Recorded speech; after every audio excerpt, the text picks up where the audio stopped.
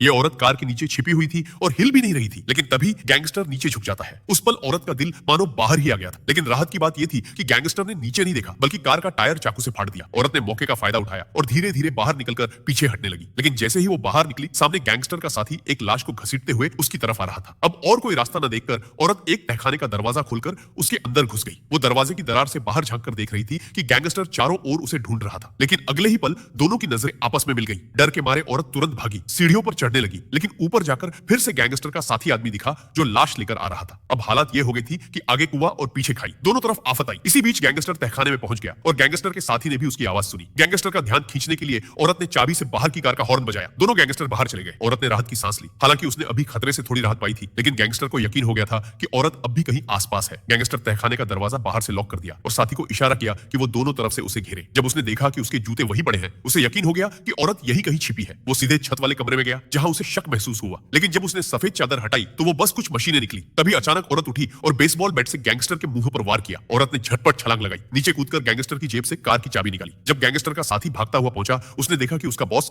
जमीन पर बेहोश पड़ा है। लेकिन अगले ही पल वो खुद भी जोर से मारा गया और बेहोश हो गया। औरत अब बाहर निकल गई और कार स्टार्ट करने लगी। लेकिन तभी गैंगस्टर ने उसे पकड़ लिया। उसने औरत को कार से बाहर खींचा और जोर से एक लात मारकर बेहोश कर दिया। जब औरत दोबारा होश में आई तो देखा कि वो फिर से अपने मरे हुए पति की लाश के पास बंधी हुई थी। गैंगस्टर उससे तिजोरी का पासवर्ड मांग रहा था, लेकिन औरत समझ चुकी थी कि ये लोग उसे आसानी से नहीं मार सकते। लेकिन गैंगस्टर गुस्से में आ गया और चाकू से उसके पैर की नसें काटने की धमकी देने लगा। मगर गैंगस्टर का साथी इससे डर गया और बोला, हम यहाँ सिर्फ पैसा लेने आए थे, हमें कुछ और नहीं चाहिए। यह सुनकर गैंगस्टर भड़क गया और उसे जोर से धक्का दे दिया। लेकिन अगले ही पल साथी बंदूक तान कर उसके सामने खड़ा हो गया। गैंगस्टर मजबूर था, इसलिए गुस्से में उसने चाकू नीचे रख दिया। गैंगस्टर का साथी अब औरत के पास आया और बोला, अगर तुम पासवर्ड बता दो तो हम तुम्हें छोड़ देंगे। औरत ने पासवर्ड बता दिया। लेकिन जब लॉकर खुला तो सब हैरान रह गए। अंदर पैसे नहीं, बस एक तेज स्टील की आरी और एक नोट था। पैसे नहीं है, लेकिन 1 करोड़ की हीरे की कीमत वाला हार इस औरत की गर्दन में है। उन्होंने कई बार कोशिश की, लेकिन हार को उसकी गर्दन से उतार नहीं पाए। तभी गैंगस्टर ने गुस्से में आरी उठाई और उसकी गर्दन काटने की धमकी दी। उसके साथी इसका विरोध करने लगा, लेकिन गैंगस्टर ने उसे दीवार पर धक्का दे मारा, जिससे उसका सिर कपड़े टांगने वाली कील से टकराया और वो वहीं मर गया। अब गैंगस्टर का साथी मर चुका था और गैंगस्टर को रोकने वाला कोई नहीं बचा था। उसने कहा कि वो औरत का सिर काटकर अपने मरे हुए साथी के साथ दफन करेगा। औरत डर तो रही थी, लेकिन फिर भी हिम्मत करके चाकू उठाकर हमला करने लगी। मगर गैंगस्टर बहुत ताकतवर था, उसने 2-3 बार में उसे गिरा दिया। औरत उठने की कोशिश कर ही रही थी कि गैंगस्टर ने उसके पेट में चाकू मार दिया। अब जब गैंगस्टर आखिरी बार करने ही वाला था, औरत ने एक फोटो फ्रेम से वार को रोक लिया और अचानक लोहे की कोई चीज उठाकर उसके सिर पर जोर से मारा। जब गैंगस्टर को होश आया तो वो भी एक लाश के पास पड़ा था। अब दोनों घायल होकर भागने लगे, एक लाश को घसीटता, एक घायल शरीर को। औरत बर्फ से जमे झील के ऊपर पहुंच गई, लेकिन गैंगस्टर ने उसका टखना पकड़ लिया और चाकू से हमला करने ही वाला था कि चाकू सीधा बर्फ में घुस गया। बर्फ टूट गई और लाश झील में गिर गई। लेकिन गैंगस्टर ने फिर भी औरत को पकड़ लिया और तीनों पानी में गिर गए। गैंगस्टर उसे पकड़कर नीचे ले जाने लगा, लेकिन औरत ने चाकू निकालकर उसकी आंख में घुसेड़ दिया। फिर चाकू से बर्फ तोड़ी और पूरी ताकत लगाकर बाहर निकल आई।